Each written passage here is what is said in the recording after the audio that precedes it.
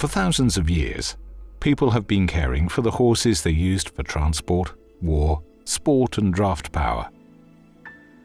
Not surprisingly, all over the world, traditions in horse care and management run deep. But are traditional attitudes and methods really the best? Should we be challenging the status quo? Some say that Shetland ponies are lawnmowers, their existence only defined by their ability to graze. But what of Xantha, a Shetland pony who travels hundreds of miles over the tracks of Highland Scotland, pulling cart and carrying pack? Many people believe that anyone can look after a horse. Whilst ostensibly true, there's strong evidence to say that not everyone can or indeed should. The lady explained to me that her partner had brought the pony home one evening. She had no experience of looking after her horse. She explained that she'd been feeding it potato peelings and vegetable waste. She hadn't any idea of what diet it should be eating and had been giving it only small amounts of water. Every day, our international teams are challenging ineffective horse care practices overseas, such as treating wounds with diesel fuel or creating harness out of nylon rope. And sometimes, World Horse Welfare has to challenge our own perceptions of what is the right thing to do for the welfare of horses. In countries like Honduras, where leather is difficult to source and maintain, our in-country teams have found that old fire hose can be used to make breeching, which works admirably. When the horse is pulling, the breeching's loose, and then when the cart slows down, the breeching comes tight. And basically that again just stops the pressure up here.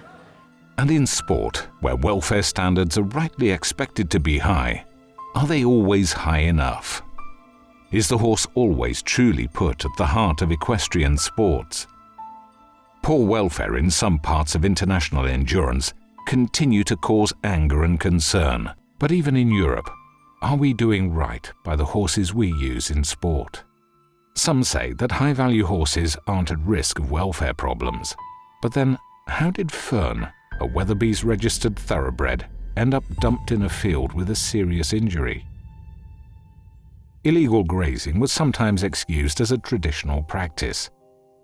But as the numbers and welfare problems grew, welfare and rural organisations challenged Westminster to take action. We were so pleased when a Control of Horses Act became law after a long-running campaign coordinated by World Horse Welfare. The government took a while to see the need for tougher laws, but we did not give up, and horses are already better off as a result. And when it comes to the number of horses within Europe, our groundbreaking report, Removing the Blinkers, showed that no one knows how many there really are in the EU. And without a reliable ID system implemented by all countries, we may never know, and they will remain invisible and unprotected. When we see or hear about horses in danger of abandonment and neglect in the UK, it's very easy to feel that an individual can't make a difference. I've come here to see Nellie and Napoleon, the two ponies that were dumped on the road near where I live. They're emaciated, they've got lice, worms, we're in absolutely terrible condition. And thankfully I got in touch with Chris, one of the field officers. From then on their lives just got so much better. Oh, they look fantastic. Hopefully it will inspire other people to do the same kind of thing because, well, just look at them. They look fantastic. And what about the common misconception that I don't need to give to charity, it would be a drop in the ocean? I think if anybody's contemplating donating to World Horse Welfare, I think there's no question about it, just do it.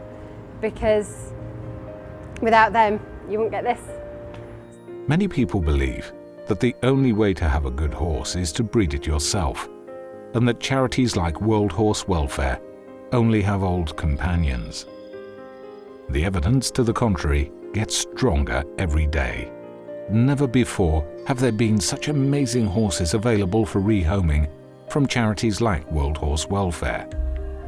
Thank you for joining us today to challenge the status quo in the horse world. Welcome to the World Horse Welfare Conference 2015.